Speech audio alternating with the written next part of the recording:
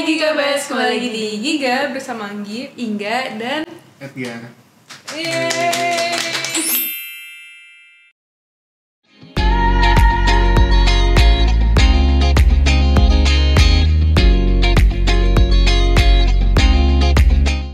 Oke guys, kita balik lagi nih bersama bintang tamu yang selalu ditunggu-tunggu. Biar kamu baik kan kamu tahu. Emang iya.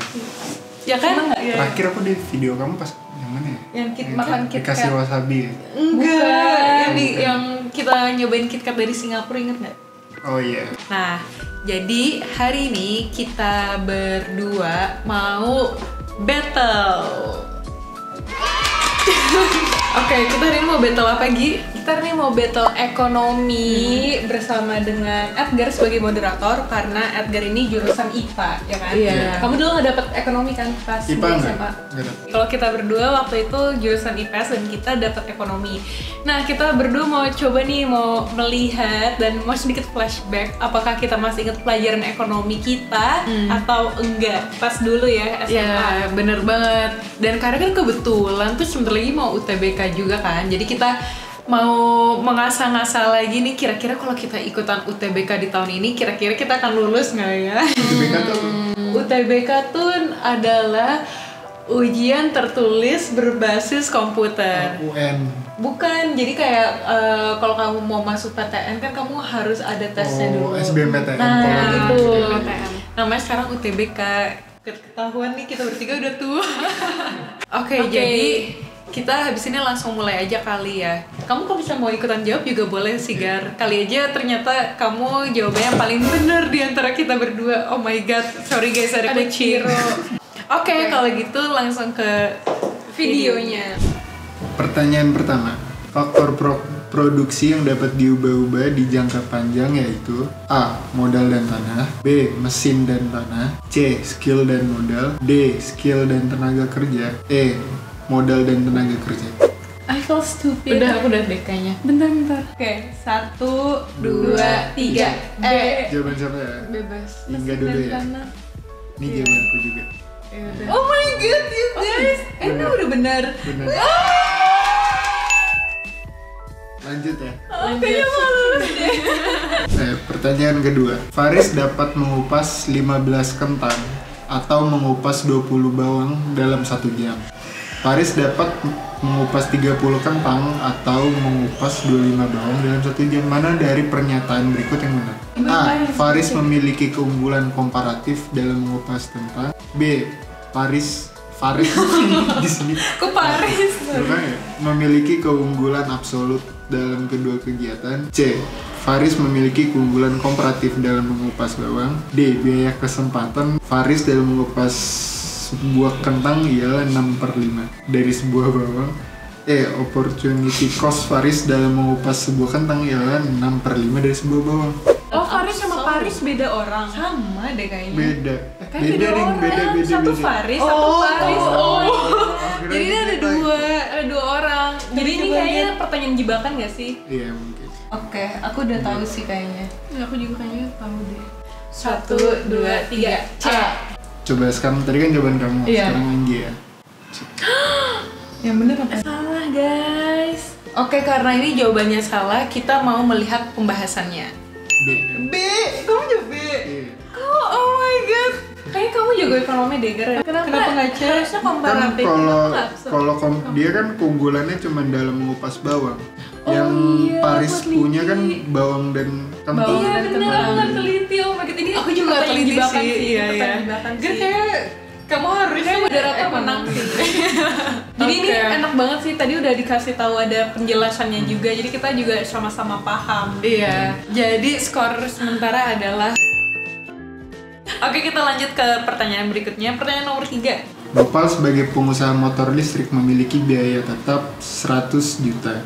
Berapa unit motor listrik yang Nopal produksi bulan ini jika biaya variabel rata-rata motor listrik sebesar 20 juta dan biaya total rata-rata sebesar 30 juta. Iya, Harus harus pakai pakai hitung-hitungan sih. sih. Coba yuk kita hitung-hitungan aja. Kita ngasal aja ya. Jangan 50. dulu belum. Iya, udah deh ngasal deh. Coba 50 Iya. ya. Aku B sih. Apa? Oh, nggak bisa Mau dipilih. Aku B. Aku bener. B. Gimana caranya? Oh ini ada videonya guys. Ini ada videonya. Oh my god, jujur ini oke banget sih ada pembahasannya. Parah sih. Oke, kita lanjut dulu kali ya. Sebelum kita bertiga sama-sama pecah. Meledak. Kepala aku meledak. Next soal nomor 4. Pada masa Orde Lama, Indonesia pernah mengalami inflasi sebesar 650% yang dikategorikan sebagai A. Inflasi sedang, B. Inflasi ringan, C. Hyperinflation, D. Inflasi berat, E. Creeping inflation. Oke, aku tahu. Oke, aku juga tahu. 3. 1, 2, 3, C. Hyperinflation. Finally. Berapa skor berarti? 2, 1. Next. Pertanyaan ke berapa? 5. 5 kelima. Kita otaknya nge-lag banget. Yang dimaksud dengan cadangan wajib minimum adalah A. Uang tunai yang harus disimpan oleh suatu bank di dalam bank itu sendiri. B. Uang tunai yang harus disimpan oleh suatu bank di bank sentral. C. Uang tunai yang harus disimpan oleh suatu bank di berbagai bank lain. D. Uang tunai dan beberapa harta mudah cair yang disimpan di bank sentral dan bank itu sendiri. E. Uang yang harus dicadangkan disimpan di bank. Mau minum nggak? Capek kelihatan deh. Iya. Aku kira-kira ada 2 jawaban sih. Karena jawabannya mirip. Ya udah pilih satu. 1, 2, 2, 3. 3. A, E atau enggak A? Jawaban siapa dulu nih? Anggi Ya dulu udah deh. Anggi, ya. A. Ya. Jangan bilang E. B. Uang tunai yang harus disimpan oleh Di bank suatu sentral ya. Oh. Ayo semangat, boy. Jadi kalau misalnya kita salah melulu tuh nanti dikasih tahu. Bukan dikasih tahu sih, kayak disemangatin gitu, Disemangatin. guys. Tapi ini bagus banget sih dari tadi ada penjelasannya. Yang nggak bagus kita berdua jawabnya salah melulu. Pertanyaan nomor 6 ya sekarang. Di negara berkembang, laju pertumbuhan penduduk lebih besar daripada laju pertumbuhan lapangan kerja, sehingga tingkat pengangguran lebih tinggi. Keadaan tersebut bisa diatasi dengan cara A. Perluasan lapangan kerja, B. Peningkatan mobilitas modal, C. Perluasan industri padat modal, D. Mendirikan industri padat karya, E. Mengadakan pelatihan tenaga kerja. Aku udah tahu. 1, 2, 3. A. Jangan bilang. Salah semua. Bentar, jangan bilang E. D lagi. Kok D? Susah banget. Kok bukan A? Bukannya sekarang udah beda deh. Bukannya karena pengangguran itu tinggi disebabkan oleh nggak adanya lapangan pekerjaan. Ya berarti solusinya kita harus menciptakan lapangan pekerjaan nggak sih? Kalau mendirikan industri padat karya itu apa ya berarti? Padat karya Pabrik itu gitu. bukan Sama pabrik jika lapangan kerja nggak sih? sih. Iya harusnya kayak Bukan lapangan kerja pabrik, nggak sih? padat karya tuh yang kayak lebih Ini kita search di Google. kayak pakai tangan gitu. Wah guys, ini kita malah beneran jadi belajar sih. Anggi lagi search di Google, Edgar lagi nonton pembahasan yang ada di app ini. Padat karya adalah kegiatan pemberdayaan masyarakat desa, khususnya yang miskin dan marginal yang bersifat produktif dengan mengutamakan pemanfaatan sumber daya, tenaga kerja, dan teknologi. Ya sebenarnya kalau menurut aku sih semua jawaban itu benar. Tapi kalau standar UTBK ini jawaban yang paling benar.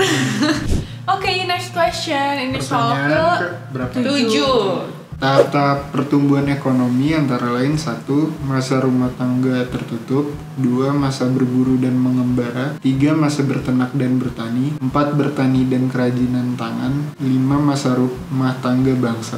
Penggolongan tahap pertumbuhan ekonomi menurut Friedrich List yaitu Ya Allah. 2, 3, 4 ada nggak? Oke, aku 2, 3, 4. Aku E. Aku Gar, kamu apa? aku D. Aku kayak Edgar. Ya udah. 1, Aku D. 2, 3. Salah lagi. Ternyata. Thank you, Friedrich List. The sauce ringing, the flash singing. Berarti berapa nih skornya? Skornya kamu berapa tadi? 3. 3. Oh my God, 3-1. Soal ke 7. 8 8 ya?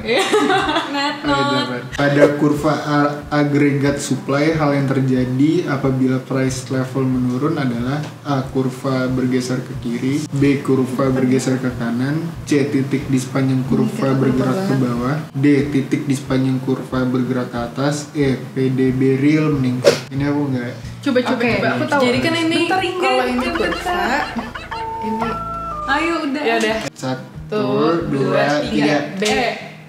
Coba B ya, Inggris sekarang. Awas ketipu katanya. C. C. Titik di sepanjang kurva Ke kanan dong harusnya. Titik. I can't think Kan anymore. dia S. Kan kurva S, kurva D. Terus kalau Ini kan tapi Kan ini agregat supply bukan. Dan ini price level menurun. price level menurun. iya price level menurun kan price level Ke kan kanan vertikal. bawah. Iya harusnya ke kanan bawah kan. Titik di sepanjang kurva bergerak ke bawah. Bener ya? Juga sih. Ke bawah mungkin ke kanan bawah kali ya. Ke titiknya. Paling bukan spesifik. kurvanya. Mungkin itu Aku sebel ini IE. mungkin ada kaitannya in the long run sama short run, inget nggak? Iya iya. Pertanyaan nomor 9. Nilai. Satu hal yang merupakan persamaan antara barang dan jasa ialah A. Keduanya memenuhi kebutuhan. B. Mereka adalah hal yang harus selalu kita bayar. C. Mereka memiliki nilai yang sama untuk setiap orang. D. Mereka nyata atau tangible. E. Tangible tuh. Keduanya adalah kategori dari faktor produksi. Oke, aku tahu. Ayo, 1, 2, 3. A. Benar. Kenapa A? Karena kan kita setiap hari membutuhkan barang atau nggak jasa. Berarti skor sementara 4. Kok kamu 4 sih? Kan 4. Enggak dong. 42 berarti. 42, sorry 42. 42. 3. Aku sekarang Sekarang 4. Pertanyaan nomor 9. 10. Last question. 10, iya. Pertanyaan terakhir ya. Oke guys, jadi ini adalah pertanyaan terakhir dan skor sementara 4-2.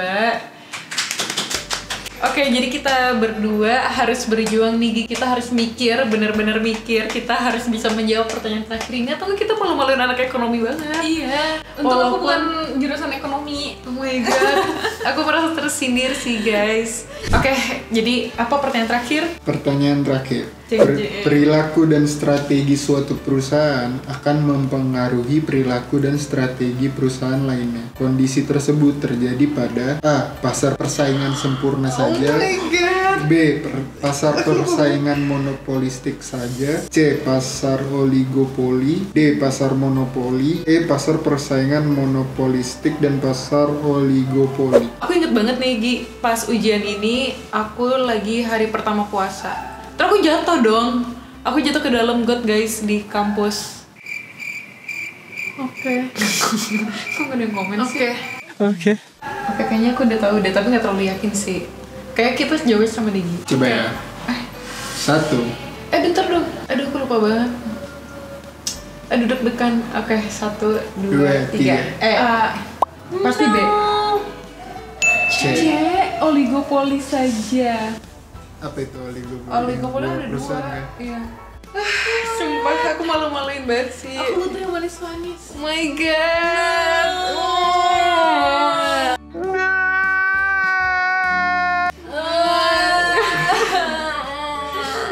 Aku juga kamu selamatin aku. Selamat. Aku juga kan. Selamat juga. Enggak lah. Untung tadi masih latihan ya, bukan UTBK beneran ya.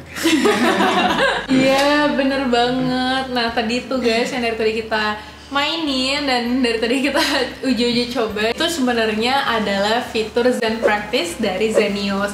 Jadi di situ seru banget, kalian bisa coba-coba belajar untuk UTBK dengan menggunakan fitur Zen Practice itu. Nah, kalau kalian pakai fitur Zen Practice dari Zenius, kalian itu bisa master dalam satu bidang dan juga kalian bisa menjadi ajang untuk uji coba sebelum UTBK beneran. Jadi benar-benar mengasah kemampuan kalian, otak kalian, skill kalian juga bisa jadi improve nih setelah latihan pakai Zen Practice dari Zenius. Bener banget, dan selain itu yang tadi kita bertiga coba untuk mengerjakan itu kan dari ekonomi atau dari jurusan soshum.